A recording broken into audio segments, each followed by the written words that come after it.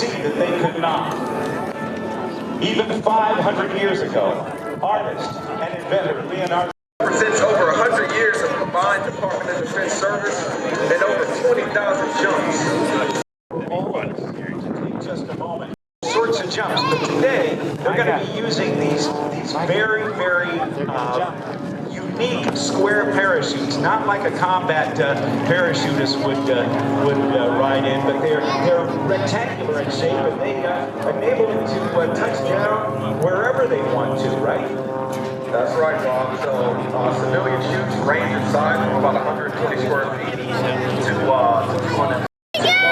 Anthem program utilizes 370 square foot tandem parachutes to take selected personnel on free fall jumps with our air commando tandem instructors. Consider it to be our second war of independence. Look at night. On September 13th of 1814, an American attorney was taken to a British ship in Baltimore Harbor to arrange a prisoner exchange. And while he was aboard that ship, he witnessed a 25-hour attack on Baltimore's Fort McHenry, when some 1,500 shells, mortars, and cannonballs were fired on the fort. Over the night, he feared that the fort would Look at American flags! But when dawn broke, he didn't see a white flag of surrender. He saw a huge 32-foot by 40-foot American flag flying above the fort, indicating an American victory. That attorney, Francis Scott Key, was also an amateur poet. Look at they're doing He was Greek inspired to donuts. write the defense of Fort McHenry, the first stanza of which became our national anthem. As we see the flag coming down now with Mike Wiskus circling that flag. This is a way to traditionally open almost any air show around.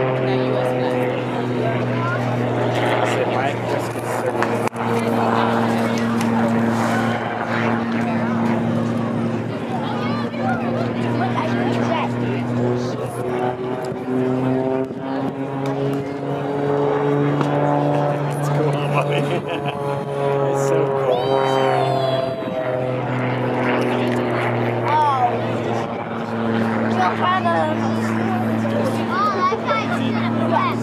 Yes? Great. Now, ladies and gentlemen, wherever you are within the sound of my voice, stop where you are. If you're in uniform, please come to attention. Remove your caps as Senior Airman Anna Arnold sings our national anthem.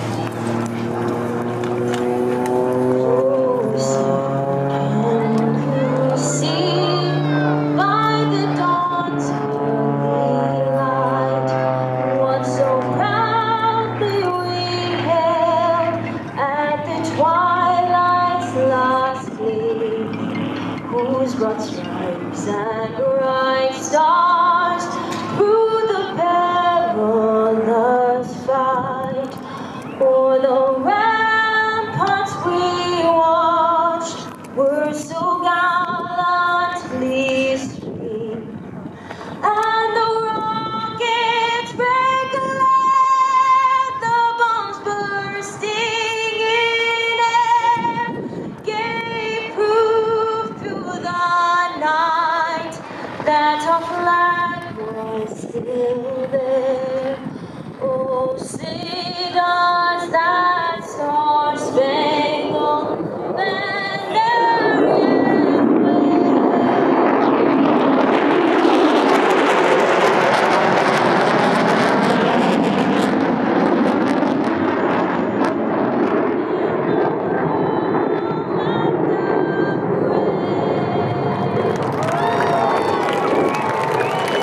Just a little bit about the Special Operations Command. It was formed by Congress in 1986 Special Operations Unit from the Army, the Navy, the Air Force, the Army and Air Force National Guard, and the Reserves. It's sometimes one of the 9 unified commands in the military. Under the combatant command structure, the bulk of the command's 48,000 active duty forces are made up of Army Rangers, Green Berets, and Special Operations Aviation, Elite Navy SEALs, Air Force Combat Controllers, as well as commando pilots in the Army. From the Green Mountain Boys over at Coach. from the right. There are very few airplanes that have picked up the name of a predecessor. Texan is one, Thunderbolt is another, and Lightning is another. The P-38 Lightning in World War II was the type flown by America's leading ace in that war, Lieutenant Richard Baum. And now the Lightning II, this little leather ball just a little bit smaller than a tennis ball. And there you have the canopies for the SOCOM parachute team, the Commandos.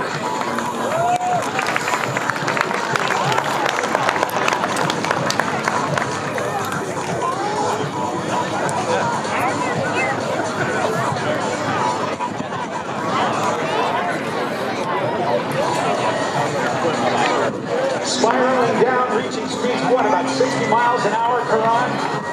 That's right, Bob, and those chutes are very maneuverable chutes that we're under canopy with today. So those guys are going to get directly on target in the center of the DZ.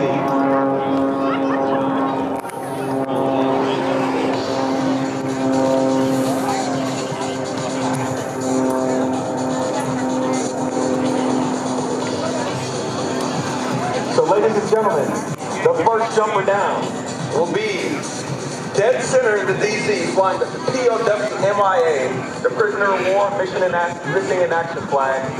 And that's our team's most experienced jumper with over 10,000 jumps, including 2 jumps as the primary instructor of the 41st President of the United States, President George H.W. Bush. He is a DOD civilian, master parachute rigger from Corozal, Puerto Rico, Mr. Andy Serrano. And finally, with a nice, soft landing in the target area. This is Michael Wiskus in the Lucas Oil Pitch biplane, spinning down now, losing altitude. 4,000 feet. This is a display of an airplane. Its roots back in 19. And now it's become more maneuverable and more spectacular, especially in the hands of the man in front of us.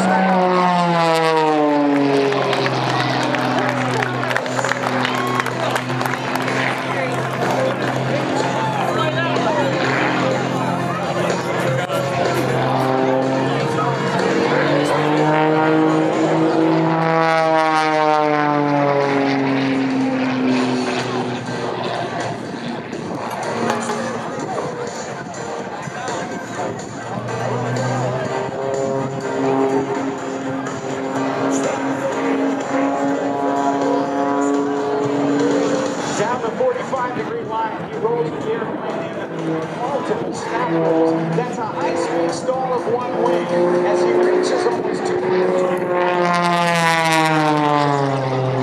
Experience some 10 times the force of gravity on that line as he does the spiraling tower. Pulling back on the stick, he does what is called an inside hump to bump.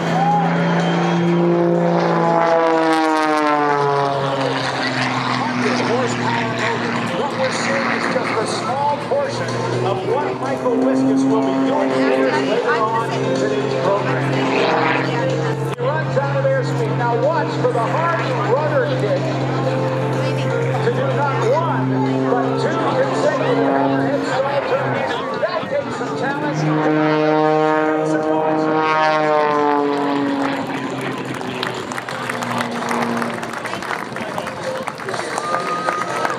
Brought to you by Lucas Oil, a legendary name in the racing industry, with oil products that can resist extremely high temperatures of the racing vehicles in which they are used. And now they're available for you in your cars, and they also have a wonderful, wonderful wax that is called Lucas Oil Slick Mist. And at an air show a while back, as Michael comes through hanging from straps, give him away!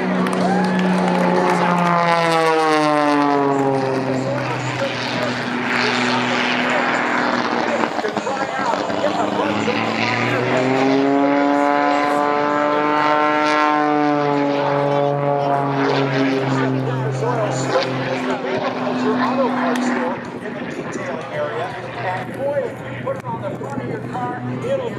lights off, and it'll keep making it easier and easier and easier to keep the lights off. Here come the roadies from Rhode Island.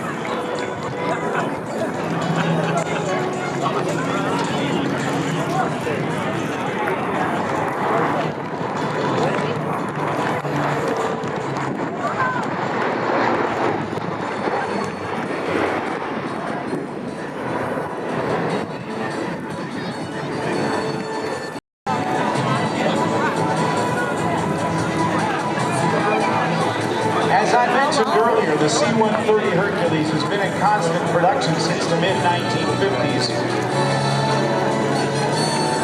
and has been flown by many nations. And it will be landing shortly. But I want to go back to the dawn of the jet age. After World War T-33, the trainer version of that shooting star. Let's welcome Greg Collier.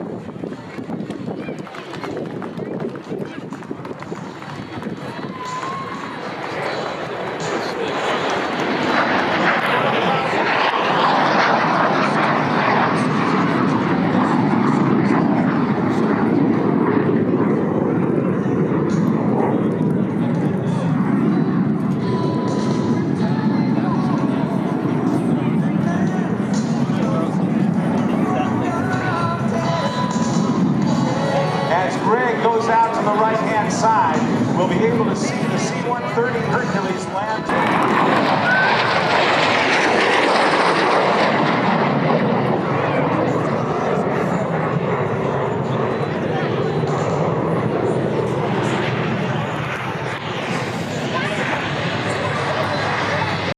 He got his first airplane ride as he comes overhead.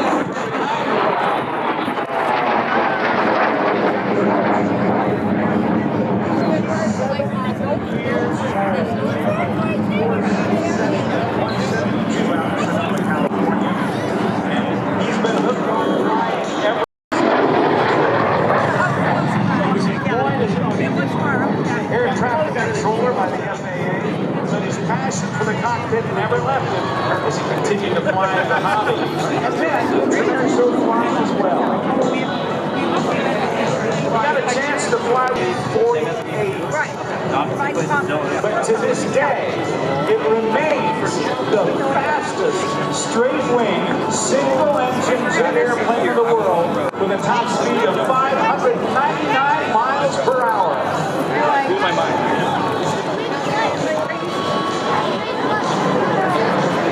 We've gone several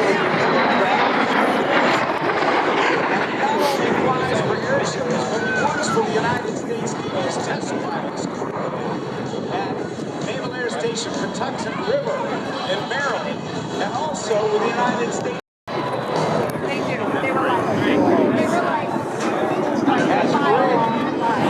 That's his turnaround. The C-130 Hercules from Rhode Island Air National Guard's coming down.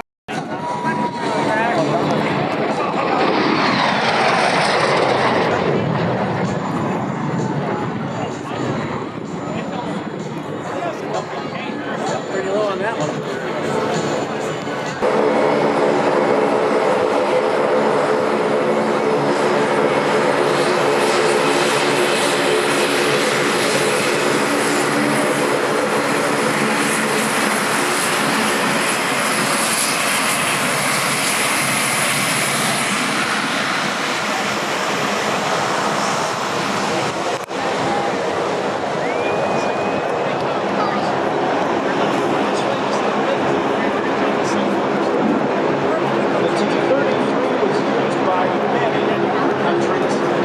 Some 6,000.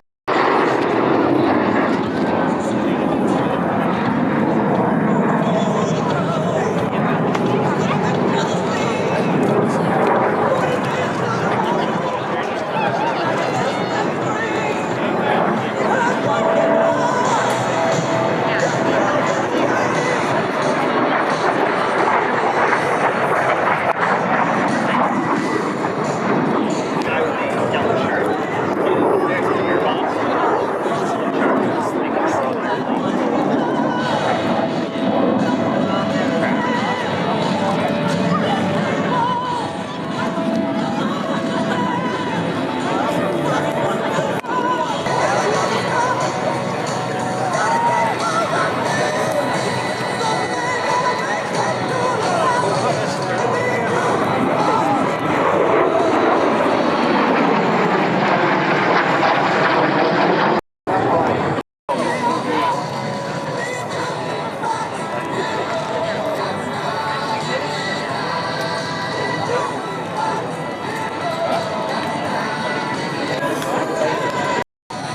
actually injected into the exhaust of the jet, and it makes that great white smoke that makes it so easy to spot.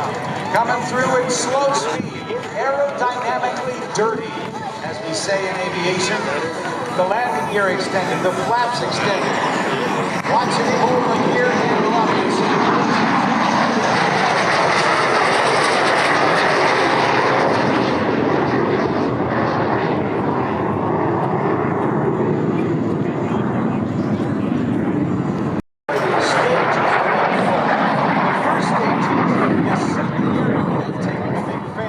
The second stage is you squeeze that air, you compress it. The third stage is you take that compressed air and put it into a combustion chamber with an igniter and fuel, and the controlled explosion, expelling the gases out the back, gives you an explosion.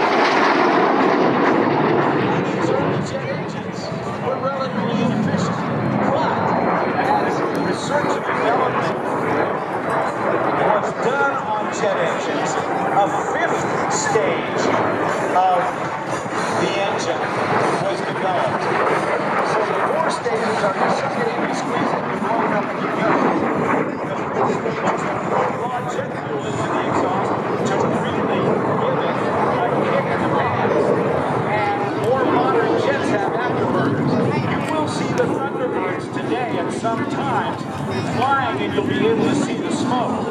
When the nose comes up and he does the 4-point hesitation roll, stopping the air.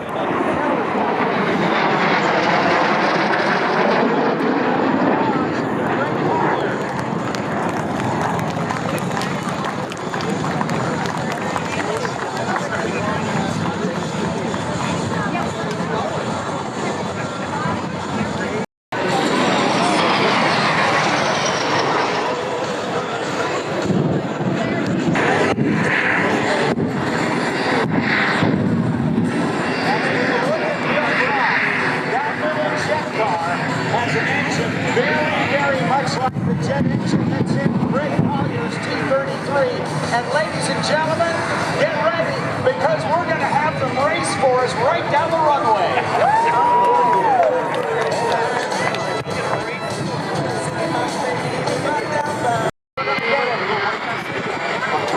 Bill Wright, former U.S. Air Force crew chief in C-141 and C-130 Hercules. He was in the air on 9/11. This date means a great deal to him. Brought to you. Smoke is on from the left from Greg Collier. With the thrust coming from the little Allison jet engine on the back of the jet car, of the jet-powered car, the smoke and thunder jet car. It's going to be very hard for Bill Brock to hold on to the brakes. So let's see who's going to win the race. Oh, Greg Collier's coming through slowly. Bill Brock's pulling it up. Let's see if we got us a race. We've got 10,500 feet of runway here. Oh, they're off. Let's see what happens now.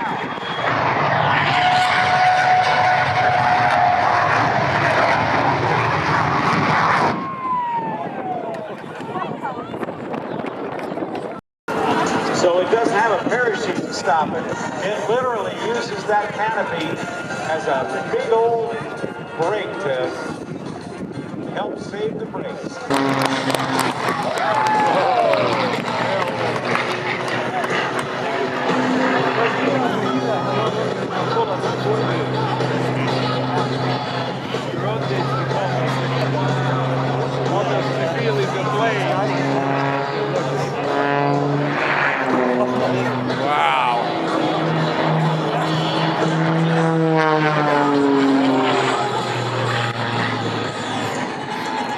The airplane flown by Rob Holland today is the MXSRH, built especially for him by MX Aircraft. It is made from very, very lightweight and strong carbon fiber materials that allows him to use the 350 horsepower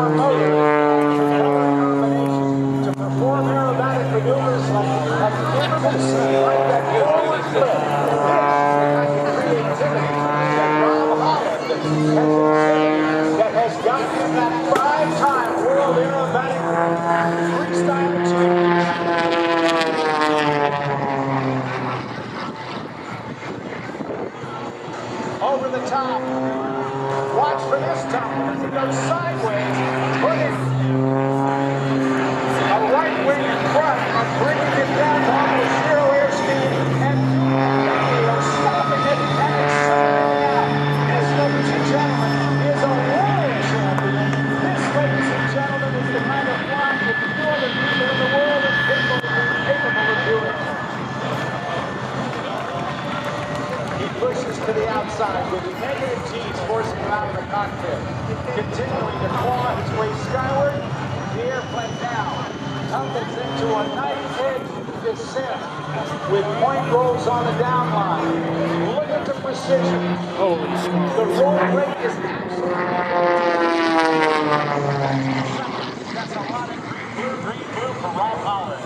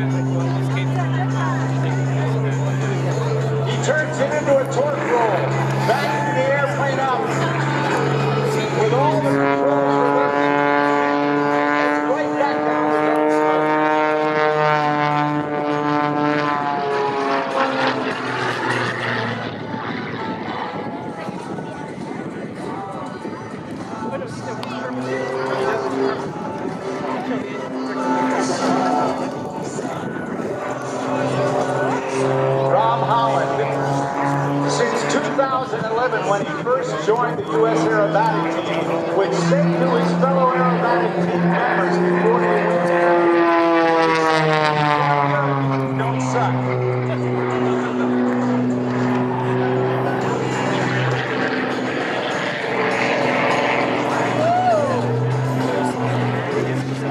How do you like that? And that is the Cobra. He reaches zero airspeed. He will accelerate away.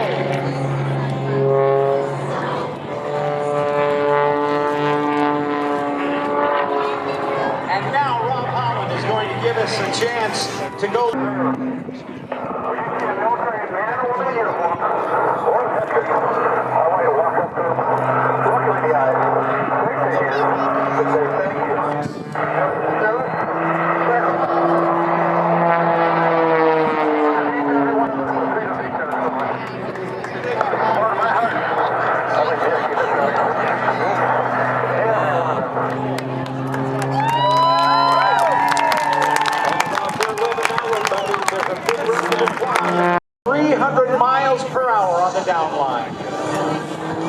With point rolls showing the precision of an aerobatic competitor and the creativity of an air show superstar.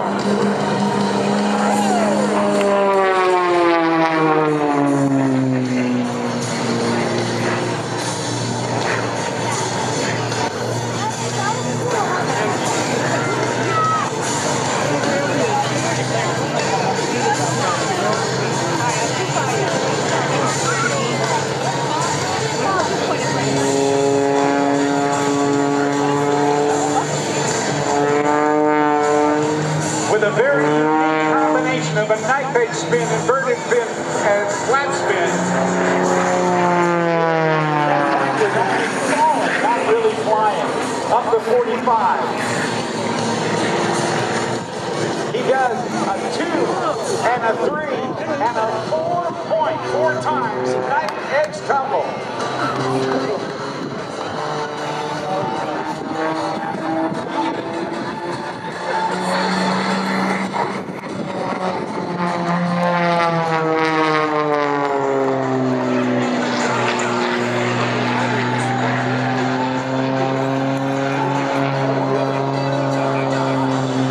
Can I just say I wish I had my mother-in-law up there.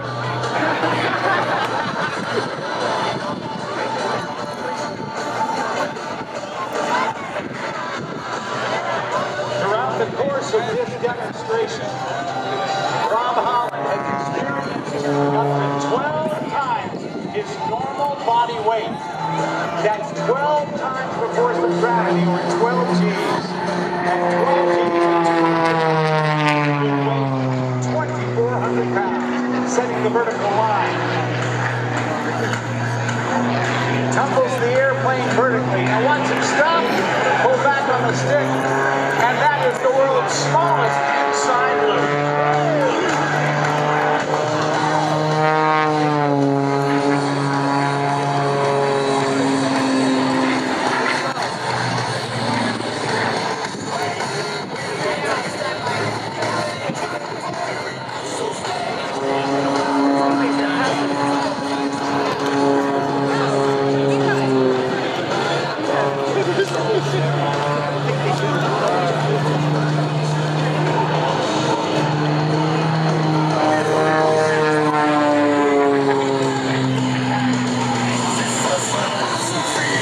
Rob Holland wants to thank his great sponsors: Vermont Watches, Champion Aerospace, Afterglow Aircraft Solutions, MGL Avionics, Lycon Engines, Whirlwind Propellers, and Tubro Aviation.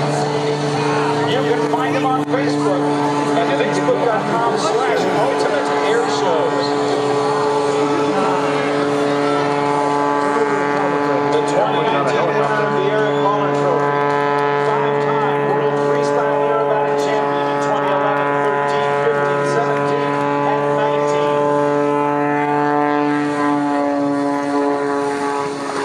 In 2019, he was also named an honorary Blue Angel, part of the Navy's Flight Demonstration Squadron.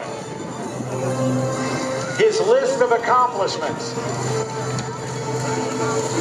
runs like a who's who, including the Art Show Memorial Showmanship Award presented by the International Council of Air Shows. Show us the bottom there, Rob. There you go. In terms of a performer, the MXS RH, custom built, 385 horsepower motor. The airplane itself is stressed for plus or minus 16 G's. As in a flat spin, he bleeds off this altitude and sets up for his landing. This is not the way we suggest you do it. Get your eyes on this guy. I don't think he's done flying yet. Do you, Wayne? Nope. Now, do a little extra roll, and then he'll work hard as he brings the MSS RH.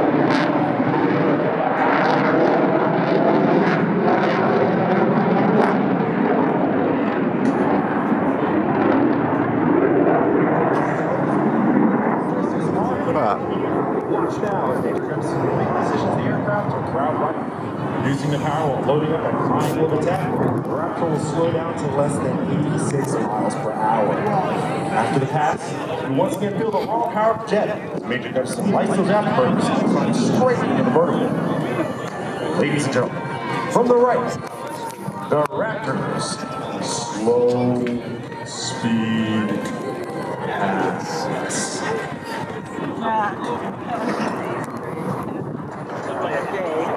Watch out, you're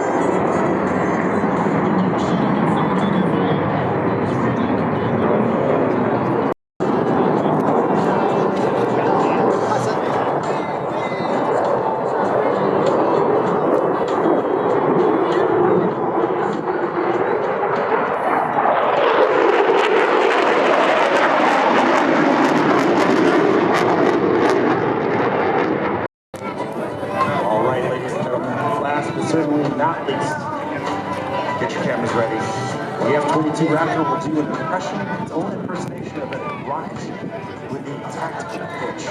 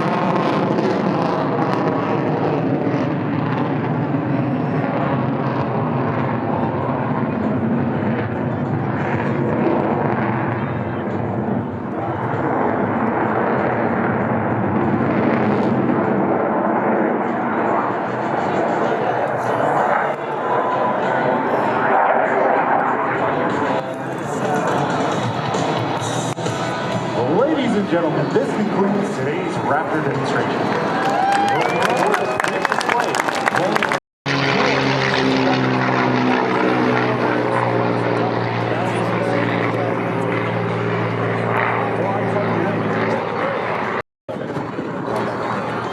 Thank you for your attendance. Bob here as he gives the directions for Kava to turn off the runway and get it back. Standing performance is always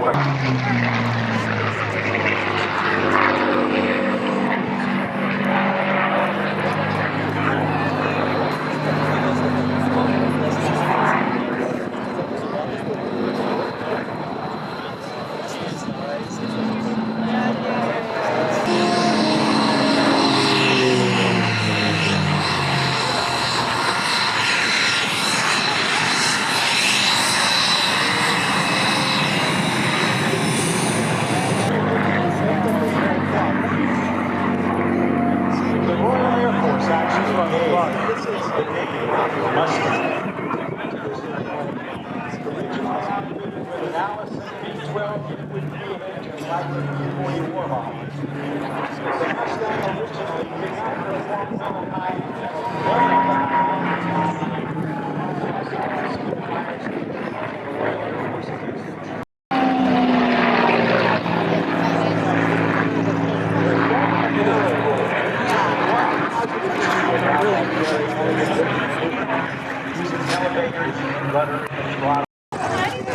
Scott, as a young man, 20, got checked out of this, as I mentioned, and we think that's quite young. The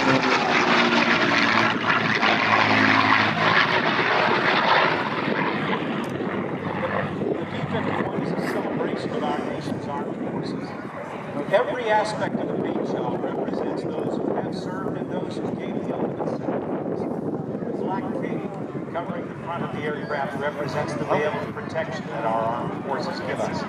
That veil is one of the reasons we have the black paint as tiny,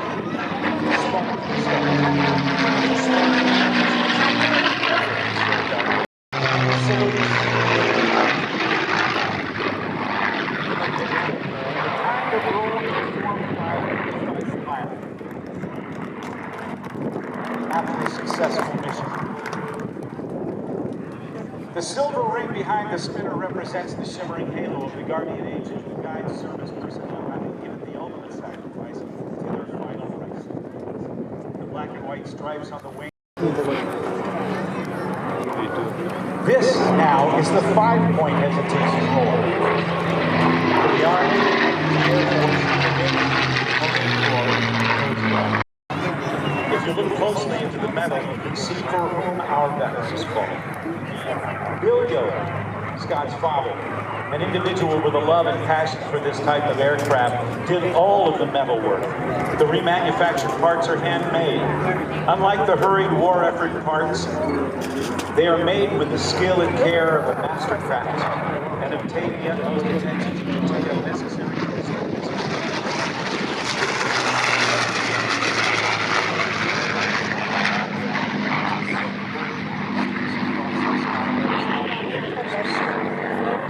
Oh yeah. ne, ja baš nisam. Crveni na početku, to onaj tamo došao. Da, Bio taj. dobar, ali poslije ga onaj bolji.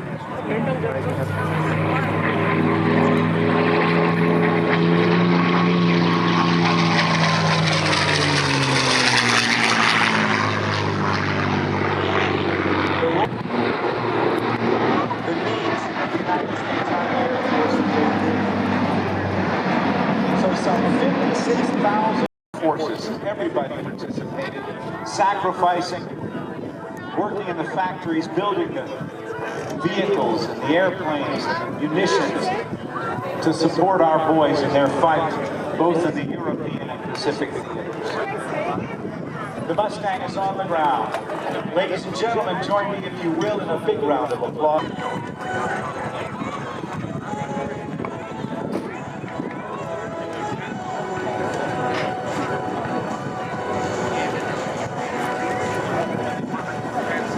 It needed airflow for that radiator, and the initial design of the Mustang had a radiator intake that caused turbulence and was not giving adequate cooling to the engine.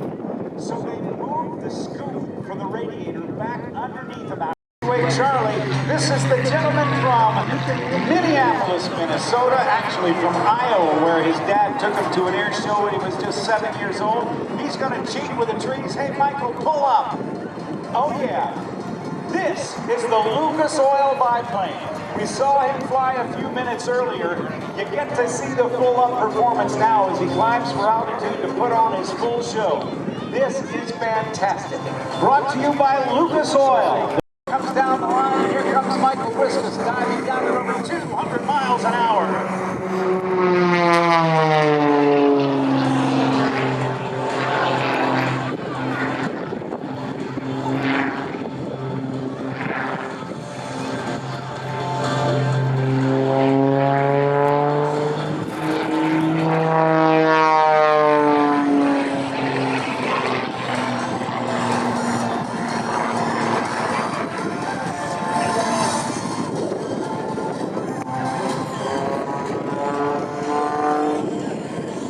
Coming over the top and rolling back and forth on the down line with that stick thrown hard over to the left. Michael Wiskus lines up in the 500. Stick back into his lap, experiencing more than 10 times the force of gravity as he climbs skyward.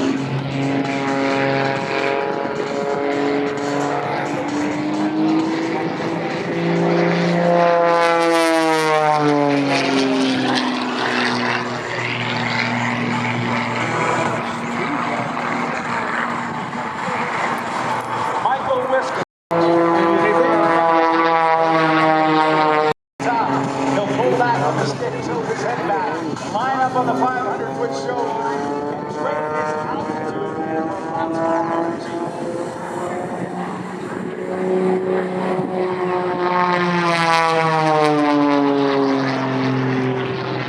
Over the top. Now watch what happens at the top of this. He snap rolls once and twice and 3 times around. That's 3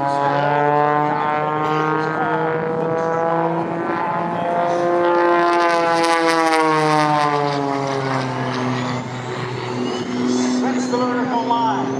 Climbs up into the sun.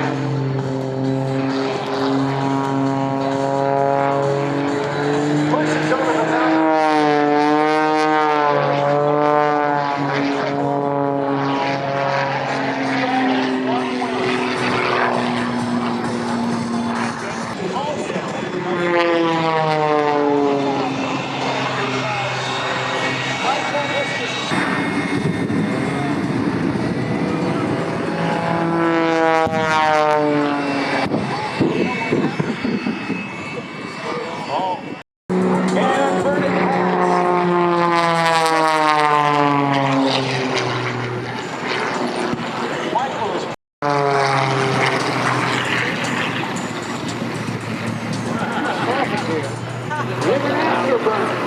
As I was mentioning earlier in the day, the 4 basic stages of a jet engine are suck the air in, squeeze it, blow it up and go. But then add a little bit of jet fuel and pour that jet fuel right into the exhaust. And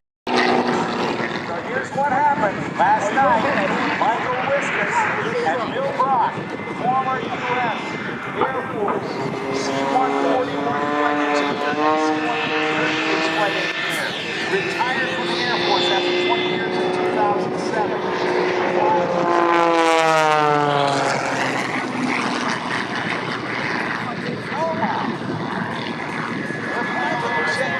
They decided that they wanted to have a race. Now, we saw this happen with Greg Collier, but Greg Collier earlier in his T-33 came by pretty slowly. Let's see what happens. It'll be a diving start. Now, let's watch as Michael this time comes through very, very slow. Goes slowly down, comes up and goes right by him.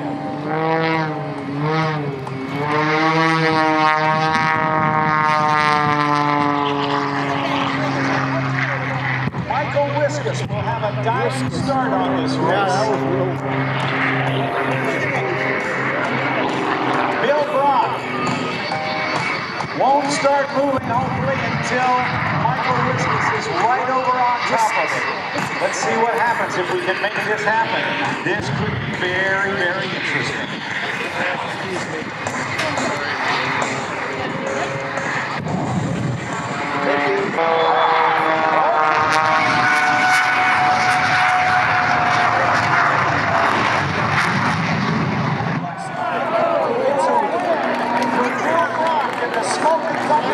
And I'll tow him off, bring him clear as Michael Wiskus. Wiskus makes it.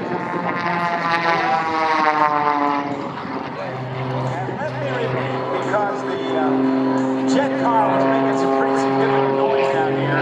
Mike Wiskus is the very proud father of his son Sean.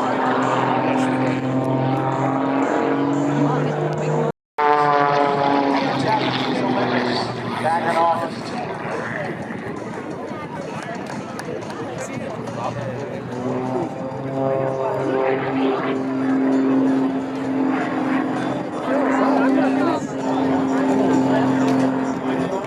We want to say a great big thank you to Gateway Retirement Solutions, Martins Point Healthcare, Port City Air, Brad Whitney, Precision BMW Repair, Service Credit Union, yes indeed, and Whole Foods. Thanks to all those folks. To help you reach your financial goals, visit servicecu.org. Check out their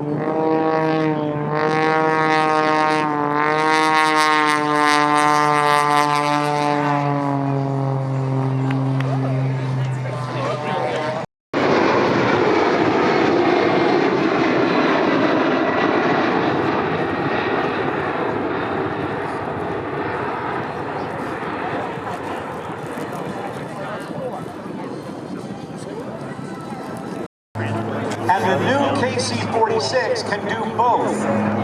Very advanced airplane, we'll see it in just a moment.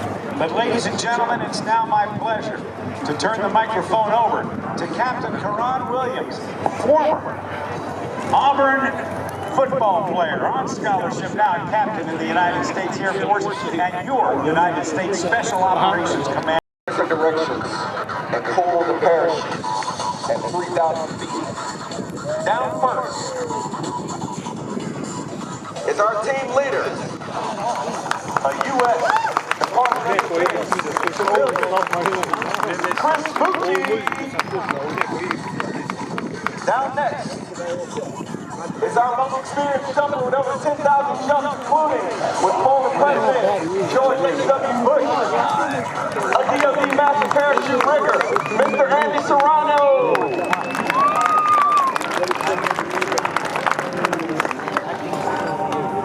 And down next, on track, in the middle of this drop zone, is our team's non-commissioned officer in charge, a U.S. Army Ranger, Sergeant First Class, Aaron Beagle.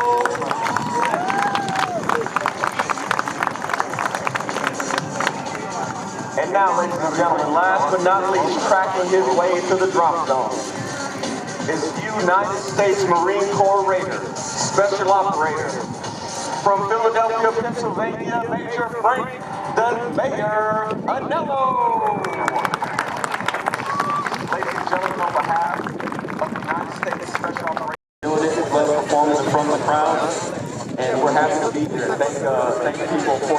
Pease Air National Guard Base for having us. Thank you so much.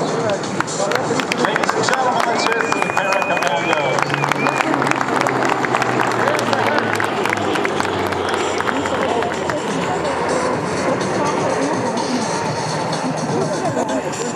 The spectator area and the static display area. Another one with a high T-tail on it, like the Galaxy. The C-17 Globemaster 3 first flew in 1990 on called the Dowdy propellers.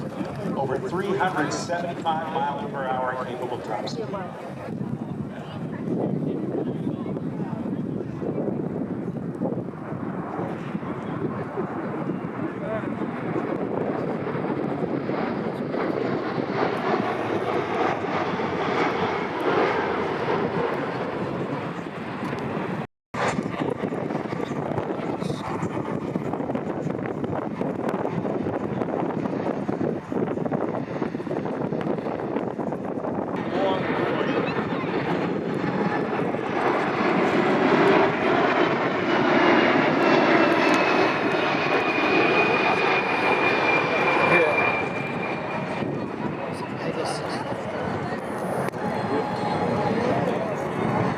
The aircraft's fuel can be pumped through the boom or through the wing aerial refuel.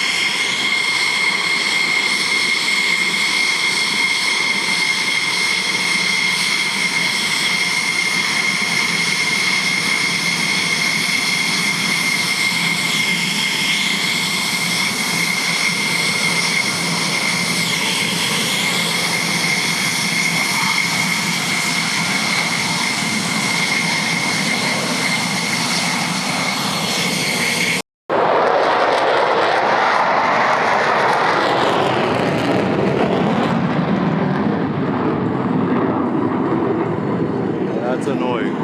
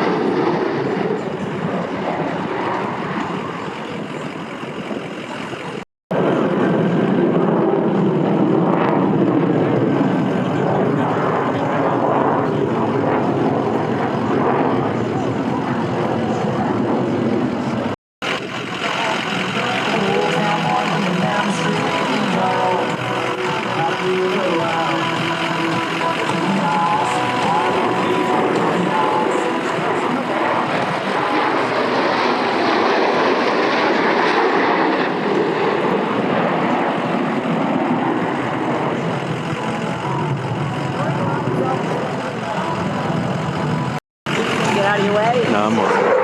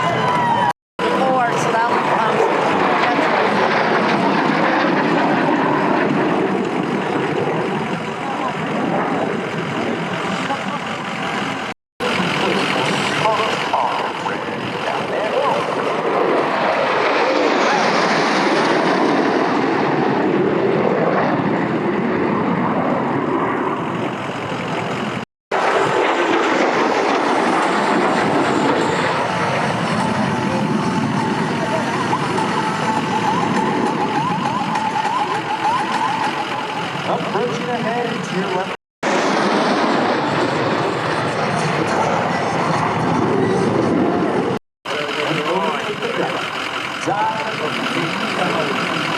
Can't hear what he's saying, but they're gonna do something awesome.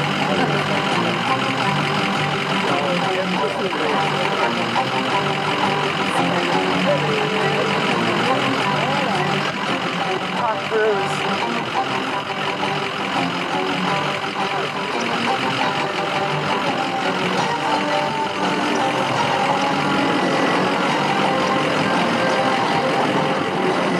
Whoa, here we go.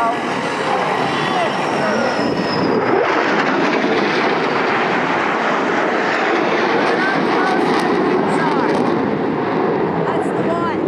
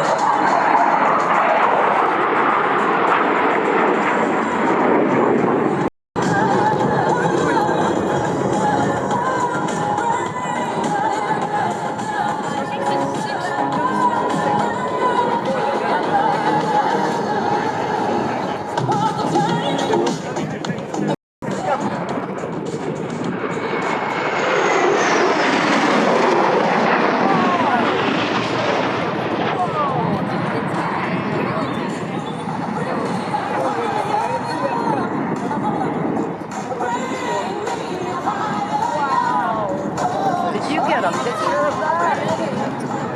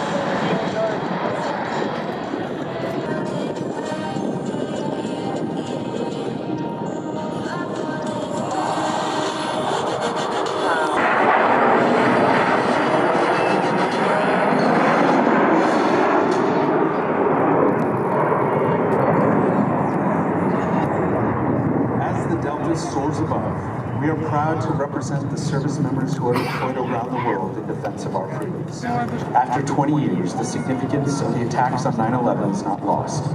We remember and we honor the first responders who ran towards danger to save lives.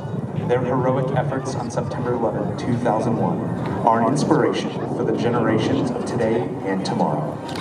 We remember those we lost 20 years ago, and we remember all